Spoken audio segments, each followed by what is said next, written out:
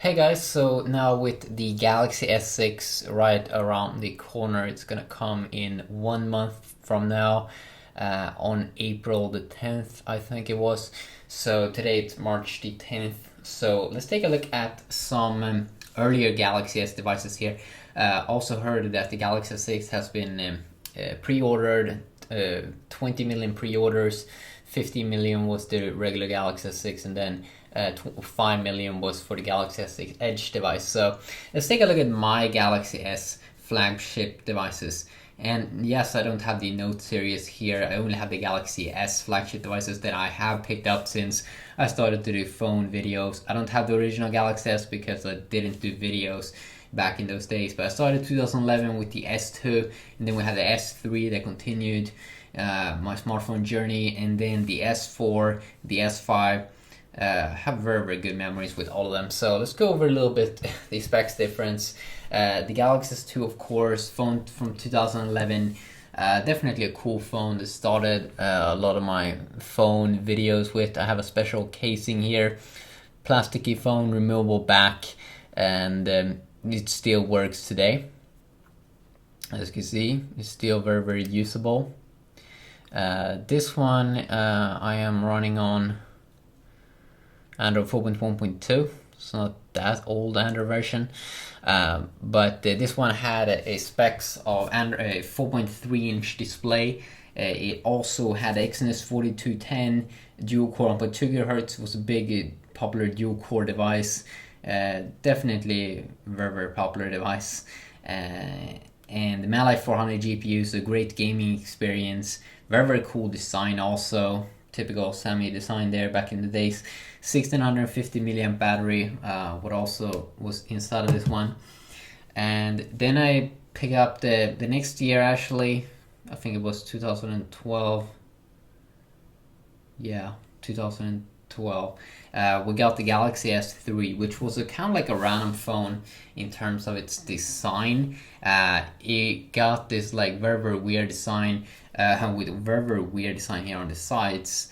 And the home button, which is not in the middle there, just because Samsung got some problems with Apple, so they had to, at least that's what I've heard, it had to like redesign it in a weird way because Apple didn't like that they were copying them and blah blah blah. This was also quite a nice device, not as big success I think as the Galaxy S2, but now I'm just speaking, I don't know exactly in my head the numbers, but this one was also pretty successful. 4.8-inch display, bigger display, Exynos still 4412.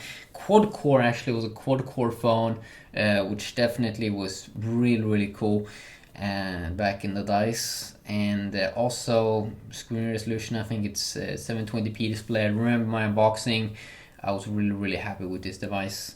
It was a really special moment in my life back in 2012, yeah. Quad 1.4 GHz, Core 89, Mali 400, MP4 GPU, so some improvements there. Also battery life improvements, 2100 milliamps. And then Samsung started to become a little bit boring here. With the they started to go with Snapdragon inside of the Galaxy S4. Had a better design a little bit, I think. Actually, they went a little bit back there to have a little bit of a design that looks a little bit normal again. A little bit bigger display, 5-inch, but not really that big of a difference. But the Snapdragon 600 started to go with Snapdragon, stopped doing Exynos stuff, which I think was pretty boring actually.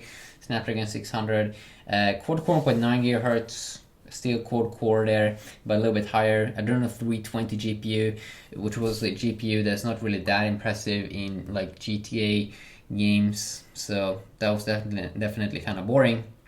I'm running Android 5.0 here, but 2600 milliamp battery, at least the battery there 500 more milliamps.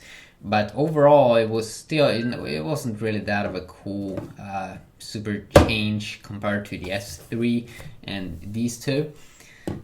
Gives a little bit of an update there.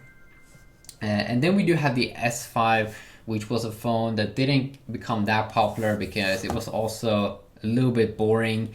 It didn't feel that premium. It did have this water resistance, but it had this annoying flap down here, and it felt extremely cheap here with this plastic material compared to a lot of other devices. They started to go more premium in terms of quality, and that is something that Samsung is now working on with the Galaxy S6 Edge, of course. Galaxy S6, I mean, way more premium design. They're gonna have a big step up this time around. So this one had also a very tiny upgrade to the display, 5.1 inch, Snapdragon 801, so continue there on the Snapdragon road. Quad-core 2.5 GHz, they're a little bit higher. Also GPU very identical, they're on 330 instead of 320. Battery also very tiny upgrade there, 2800 milliamps. So it wasn't really that of a cool upgrade, especially not compared to the S4. So these were, I think, a little bit boring updates. But now I think that with the Galaxy S6 that's gonna come here very soon, that we're gonna get a very interesting flagship update because of its more premium kind of build feel and better TouchWiz version. So quickly a video is checking it out. Hopefully you did enjoy, and yeah, have a nice day. Peace.